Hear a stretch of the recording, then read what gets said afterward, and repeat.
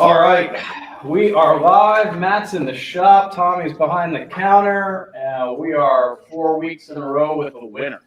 Welcome back to Pull the Pin Podcast. Like I said, everybody else is working because that's what happens in this store. They're supposed to do it, so I'm going to try and man the ship on my own.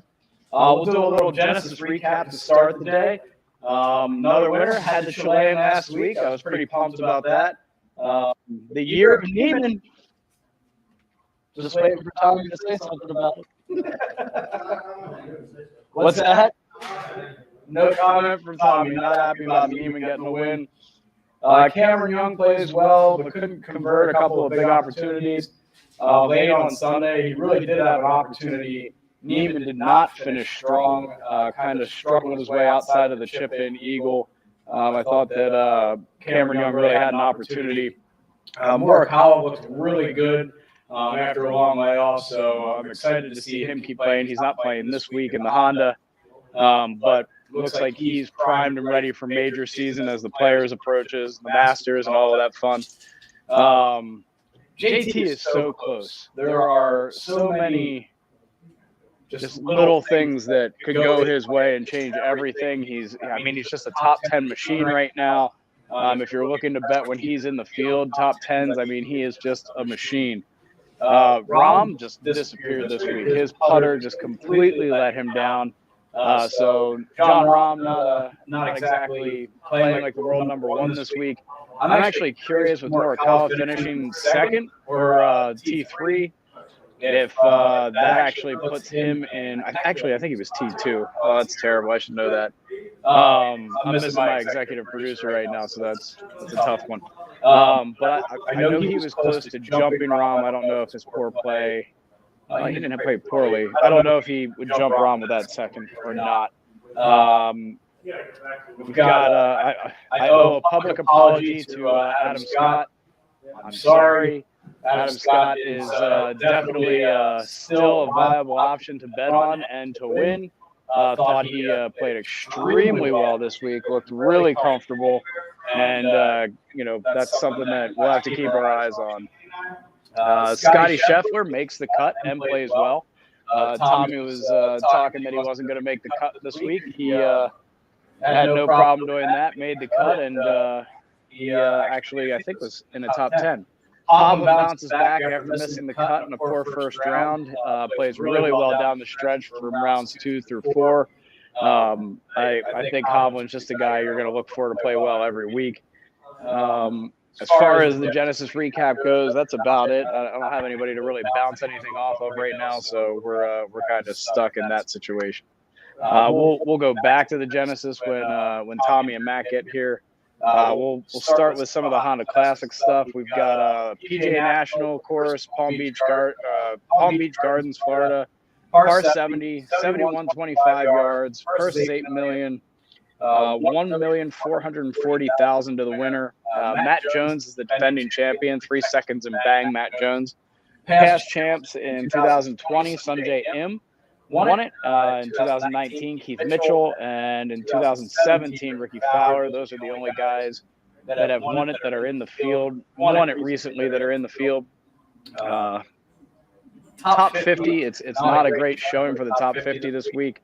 Nobody from the top 10 is in this field, so I give it a C plus at best. I've got 2, 4, 6, 8, 10, 11, 12 guys in the top 50 that are in this field. So really not a strong field. So it makes betting a little bit more interesting.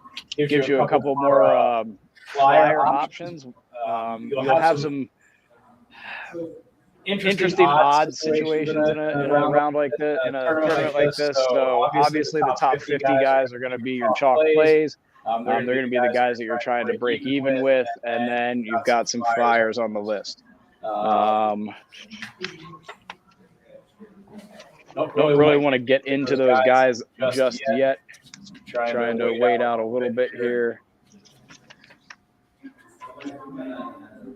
We have a bunch of stats this week that we'll throw out at you. Back to the Genesis coming down the straight, the stretch on Sunday. It was really interesting to see just how difficult that course can play. But Nick Faldo, they talk about it on No Laying Up all the time. Nick Faldo just needs to stop commentating golf. I almost wanted to make a drinking game out of how many times he pointed out that being in the fairway is going to help you keep the ball on the green. No shit. I mean, seriously, Faldo, get some more material. It was just awful to listen to. Was a little happier with the broadcast this week as far as who we got to see. Max Homa, defending champion, played pretty well. I think he carded somewhere inside the top 20. Struggled a little bit on Sunday. But all in all, it was an entertaining tournament, and another, not a first-time winner, but somebody who hasn't won a lot on the tour, just one win in the past. I think it was – I didn't write down where he won before, but just one win for Niemann. So the trend of young PGA Tour stars continuing to win, first-time winner or, first or second-time winner is really starting to trend. This week might be a little interesting with that. A tough course, looking at the Bear Trap here, looking at, a Jack Nicklaus course that, the scores that were winning this. Man, I was really bad at my notes this week. I did not write down what the winner won at last year here, so that's terrible. I have lots of fun stats, but not the ones I need. So it's just fun to watch these young players. Cam Young, another guy that we already talked about. I think he's a guy that you're going to see continue to progress and be in the hunt.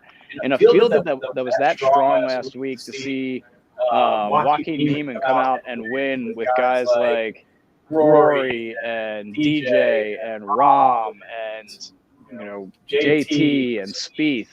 Spieth looked like a golfer again in the first two rounds at Genesis, but then just trailed off on the weekend. The putter just went to sleep. So it was a fun round to see with all those top 50 guys in there, or fun tournament to watch with all those top 50 guys in there. It was, impressive for Joaquin Niemann to hold off those guys and win a tournament. I guess I'm going to jump into the Honda here. Already went over that it's PGA National Champion course, Palm Beach Gardens, Florida, par 70, 71, 25 yards, $8 million purse. Matt Jones, defending champion. The highest ranked player in this field is Louis Oosthuizen. He is the 13th ranked player in the world. T14 at the Waste Management 2 weeks ago. He has only made the cut here twice in 6 appearances and hasn't broken the top 20 either time. 21st and 26th are his best finish. It's not a major, so I don't even like Louis for a top 10 this week. I could be wrong. I mean, with the field being weak, but I'm not betting on Louis Oosthuizen. The odds are going to be terrible for him. Just not worth the bet. Brooks Koepka, this could be this year's Waste Management for Brooks. He skipped this event last year, missed the cut the year before, but was runner-up in 19. It's been hit or miss for him so far this year. Missed the cut at the Genesis last week and T3 the week before. Maybe he puts it all together this week and gets a win. I'll be betting on Brooks. He'll be one of my break-even bets. A lot of love for Daniel Berger this week on the internet. So if you do your homework on like the Golf Network page, or if you go to the Action Network pages or any of the sports betting pages, they love Daniel Berger this week. 2 top 5s in 6 appearances at the Honda. Missed the cut at the Waste Management. I don't know if he's fully healthy though. He had to withdraw a couple weeks back because of an injury.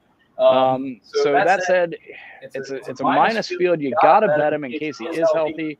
So I like Daniel Berger this week as long as he looks healthy. So it's kind of a bet that you're weighing your options with. Next guy is a guy that is also getting a lot of love, and I actually like him a lot this week because he's a Florida Gator and he just loves Florida. Billy Horschel didn't play the year last year, but has 2 top 10s in his career at the Honda. He loves Florida almost as much as he loves sneaking up on golf balls. He's trending well coming off a T6 at the Waste Management. He's getting a ton of love on betting sites, like I said previously. I could definitely see him playing well this week and notching a win. Sunday him. Bet him. You have to. Won it in 2020. Already has a win this year in 2 top 10s. I think he's a good pick this week in a weak field. Welcome, Matt.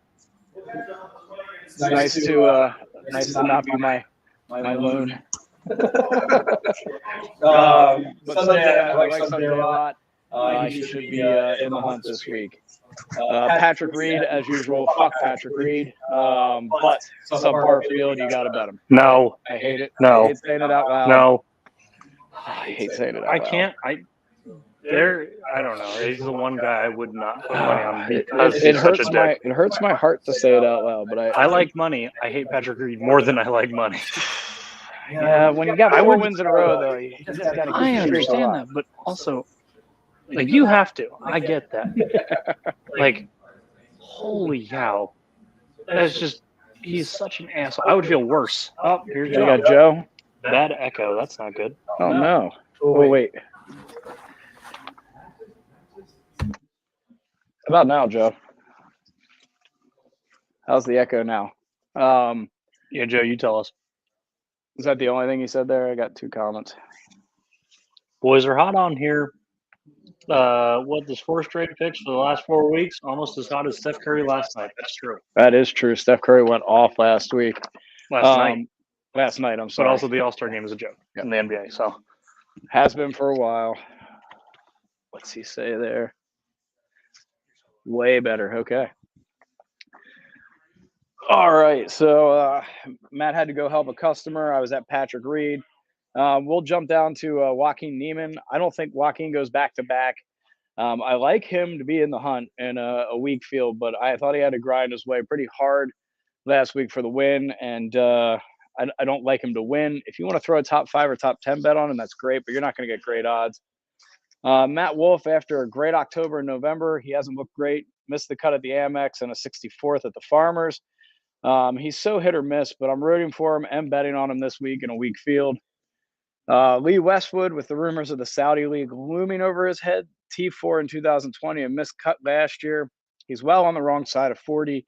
I don't see him as a winner, and the odds don't pay for a top 10 or a top 20. I'm not betting Westwood this week. Just doesn't seem like a smart bet. Tommy Fleetwood. How about a win, Tommy? You've played well here in the 2 times you've played. Both times it's been a top 5. It's been a couple of years, but enough to take a chance on him. Definitely betting Tommy Fleetwood. I bet out of the top 50 guys, his odds are going to be as good as you're going to get, except for the next 2 guys. Shane Lowry, Tommy will play well this week. Shane Lowry's Tommy, just in case anybody missed the joke. Always makes the cut at the Honda. Hasn't cracked the top 20 yet, but I like him to be inside the top 20 this week, and with just how weak this field is. Lucas Herbert, the 26-year-old, has only made 2 out of 6 cuts this year. 1 was a win at the Butterfield. I'm not betting him this week. Gary Higo, the 22-year-old, is starting to find his footing a little bit on U.S. soil. After not being able to smell the top 25 early in the season, I'm staying on the train as he has notched a T25 and a T21 in his last 2 PGA Tour appearances. Love him for a top 10, and I'll bet him to win as well. Gary Higo, as no one's here to make fun of me for it, which I love. The next guy, you have to bet him at this tournament, and that's Keith Mitchell. Love Keith Mitchell this week. Won here in 2019 and has just pulled off a T7, cut T12, T10 run over his last 4 tournaments. So let me repeat that. He went T7, got cut, T12, T10 run over the last 4 tournaments. I've been high on him for the last couple of weeks and love him this week. Bet him top 10, top 5, and a winner. Alex Noren played well at the Waste Management and then fell into his normal pattern of middle of the pack finishes last week at the Genesis. I think he's worth a flyer again this week in a weak field. So I'm going to bet him again. Cam Young, he didn't crumble. Welcome, Tommy. They might not be able to hear you. I have you muted right now because it was picking me up on that. Let's see. Yeah. All right. Move over a little bit, see if we can keep. Yeah, I mean, Alex Noren was my outlandish pick of the week last week. Made the cut, didn't make a lot of noise, so that's too bad. But my thing with Alex Noren is he's such a his putting is what really gets him going. And I always say when you go down south, his putting is not. It's just more grainy. It's harder to make more putts. It's all about proximity to the hole. So, but he's playing well though, so who knows? So we've got Joe. He says Ty Kokrak train came to a halt over the weekend. Ricky must have had must not have had a commercial shoot. He decided to play some golf. I've got Ricky on here a little later, Joe, but I'm with Tommy on the Noren situation. Cam Young, I wrote down here, he didn't crumble, but he did miss some big opportunities down the stretch. Yeah, but he also had that nasty chip in. It was, or not chip in, like hole out to save birdie. I got a little worried after that. I thought he was going to come catch Niemann.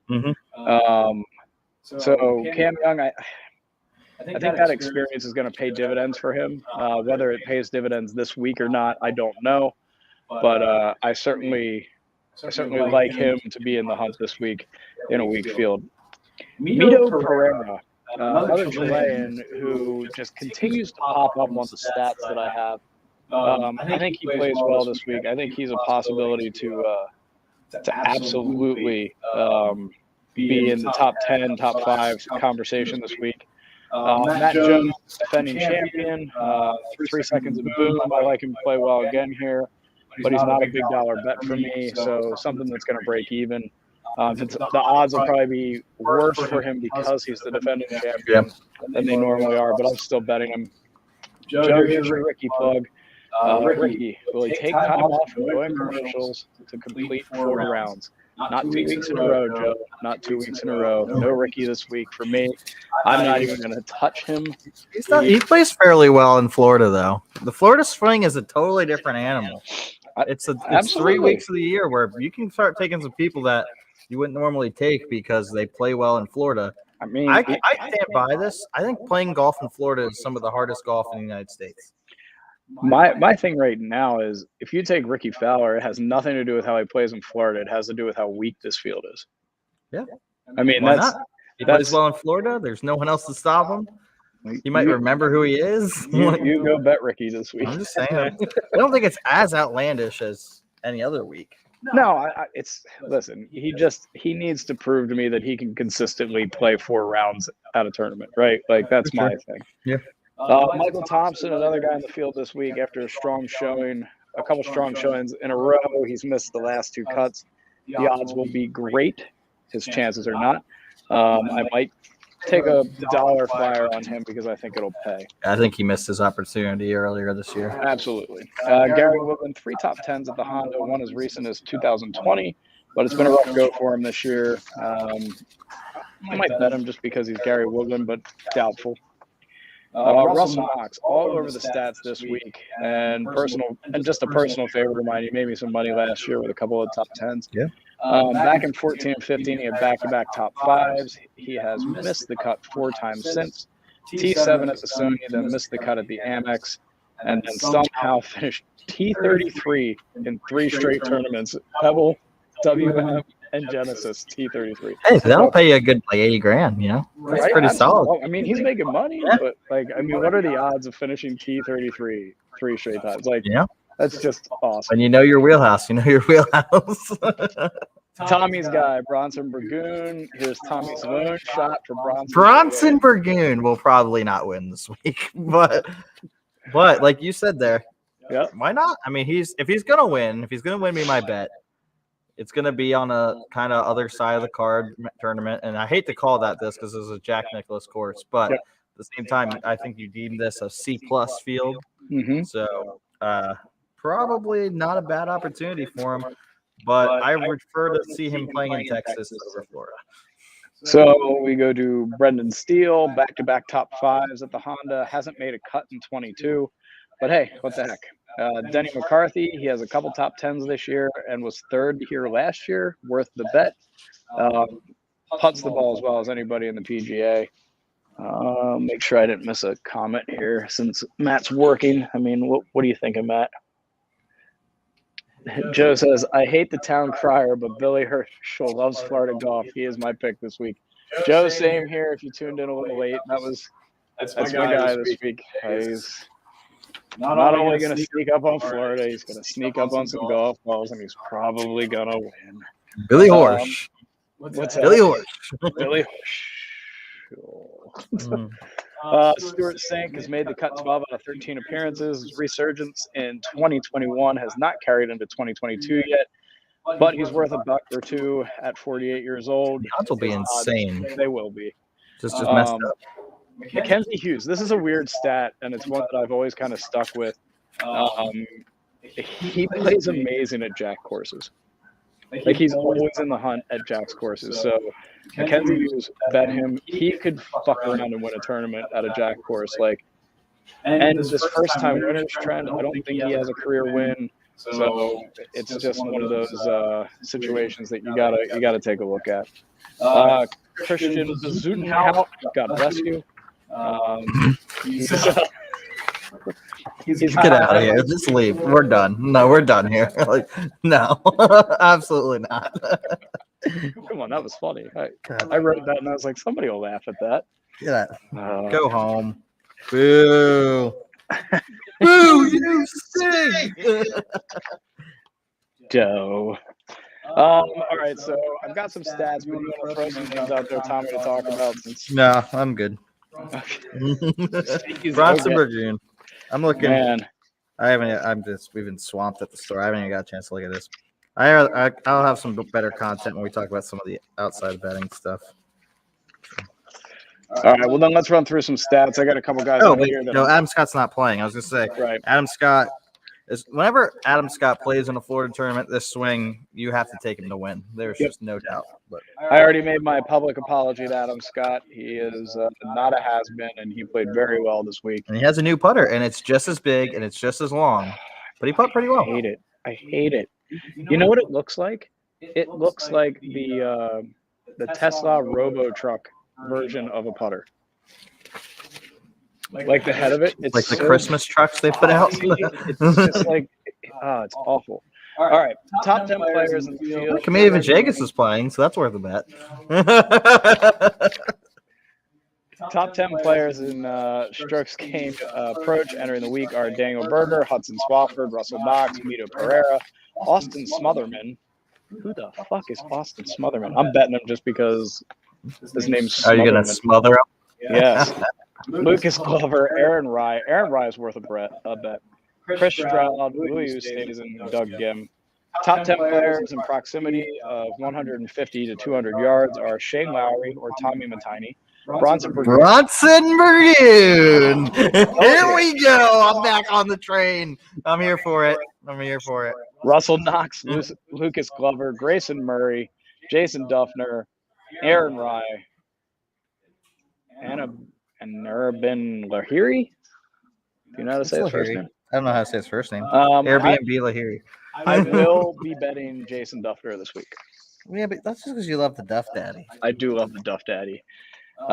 Kurt Kitayama and Adam Svensson round out that group. Adam Svensson, what? I didn't know he's playing. All right, I'm definitely taking Adam Svensson. I'll probably bet Svensson as well. That dude is a baller. Top 10 players in par 4 scoring this week are Mckenzie Hughes, Cameron Young, Denny McCarthy, Sunjay M, Brian Harmon, Keith Mitchell, Brendan Todd, Berger, Taylor Moore, and Kramer Hickok. You should bet all of those guys. Strokes gained total, difficult scoring conditions, and scrambling gained. The 8 players who rate out of the top 25 on both categories. Mckenzie Hughes, Denny McCarthy, Brian Harmon. I'll be betting Brian Harmon because I always bet Brian Harmon. He never has won you anything. No, but his odds are always insane, and like a couple of times he came close. So that's just how we do this. How they get you in gambling. Yeah, absolutely. The machine's lighting up, but you didn't win anything. Berger, Lowry, Oosthuizen, Tringali, Streelman.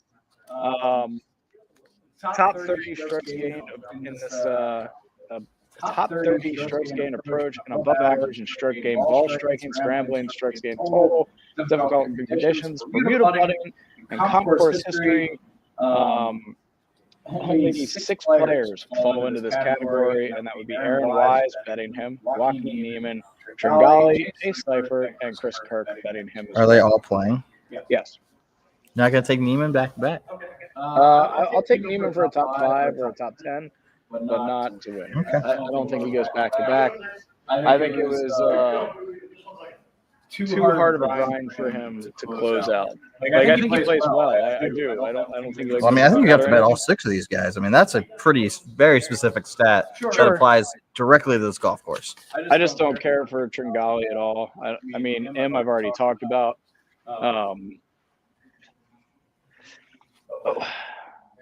Yeah. We're going for it. So we got thoughts on Matthew Wolff. I've seen a lot of people howling to the moon this week. Joe, I hit him earlier. I'll go back and regroup on top of him here quick. What I got on Matt Wolff is that I'm betting him. I don't love him. He had a great October and November. He hasn't looked great. Missed the cut at the Amex and 64th at the Farmers. He's so hit or miss, but I'm rooting for him. I'm betting on him this week. We've got here are the top 10 players in the field who have gained the most strokes per round at the Honda Classic. Here are the 10 players you have to bet. Okay. Tommy Fleetwood, Sunday M, Lee Westwood. You know, I already said I'm not betting him. Brandon Hagee, Ricky Fowler, oh God, Luke Donald, Daniel Berger, Aaron Wise, Kramer Hickok, Chase Savert. Well, listen, let me rephrase it. Not betting Luke Donald, Ricky Fowler. I'm sold. Because they've played this tournament so many times that it doesn't matter what their strokes gained are. It's just not a smart bet. I am sold. Ricky Fowler is gonna win at PGA National. It's coming here first. It's gonna happen. I'm waiting for Joe's comment, but Ricky Fowler is going to win. That's all I need to know. He's playing in Florida. He's got strokes gained. Me and Matt are switching spots so I can wait for this comment to come in. He is going home with a trophy and $1.2 or $3 million. Oh man, Joe, are you listening to this? That's all I need to know. I mean, it's Ricky Fowler in Florida, and he rolls the rock like nobody else in Florida. Wow.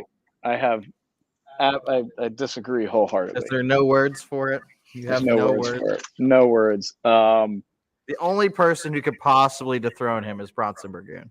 That's the only person who stands to win. Joe, are we serious here? Get the fuck out. That's why Joe tunes into the show. We need to get Joe on the show. I mean, it's not like you can't dial in remotely. We need to get him in. Oh, I mean, I'm definitely throwing like $1 or $2 on him. You know, for like, there's no doubt in that. On Ricky? You throwing $1 or $2 on Ricky? Yeah, 100%. All right. I'm not gonna actually go as far as to say he's gonna go out and win the whole thing. That's me messing around, but for sure, like, right. I'm definitely gonna put $1 or $2 on him because, and especially at this point, like, his odds are just insane. Like, if he finds it for 4 rounds, like, right, you're gonna win $400, $500, $600. Why not? Yeah, that's fair. I'm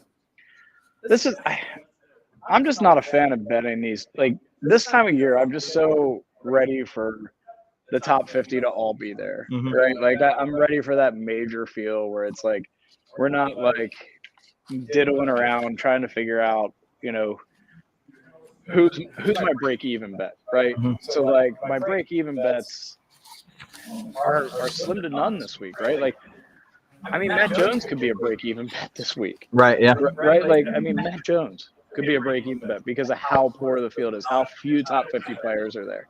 12 out of the top 50. That's just such a low number. Yeah. And there's really no reason for it. Like, it's not like they're playing somewhere like Florida's not a bad place to be this time of year. But it's I think you hit the nail on the head, though, with how Florida is so different. I think a lot of guys take this week off. They go to Florida and they play. I don't even think of that. I think there's guys who will just sit out this entire swing. They're just like, I just don't have a shot to win here. No, there's a bunch of people already committed to the next couple of tournaments. I'm not saying that, but I bet you there are certain individuals who will just say, you know what, it's just not worth me making that trip. I don't think the top 50 will because they'll lose too many points. You got to play to stay in the FedEx Cup race, right? Like, it's not like you can just sit there and be like, okay, well, you know, we've got Taylor Gooch still number 3 in FedEx points because he's just playing every week. Right. So, I mean, I don't think it'll be that drastic, but 12 out of the top 50 is a little rough. Yeah. I think. Oh, I know why we have echo. One second. Because Matt didn't mute his computer.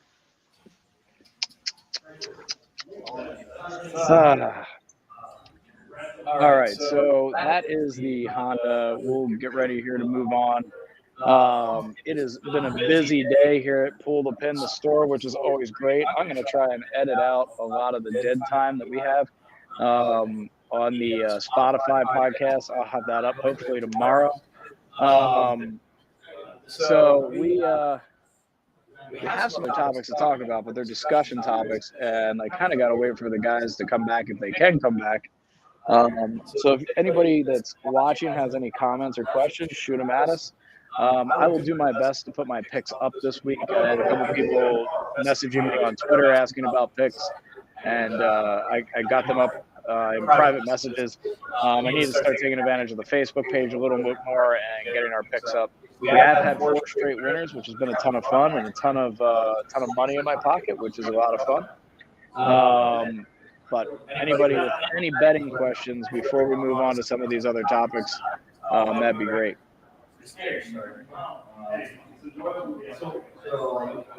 Joe, who do you like this week?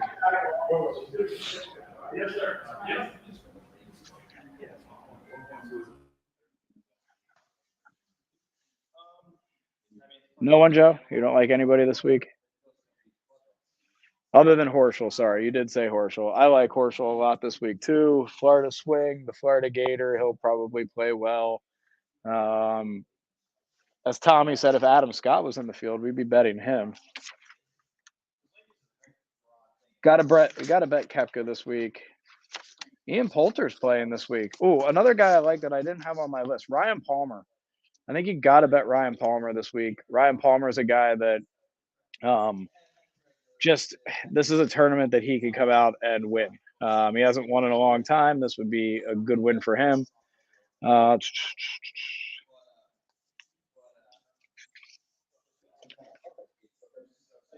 else we got here?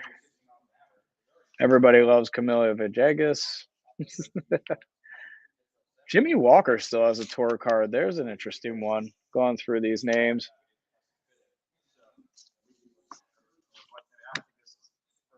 So one of the topics we're going to talk about is the Saudi League, how guys are all of a sudden all out.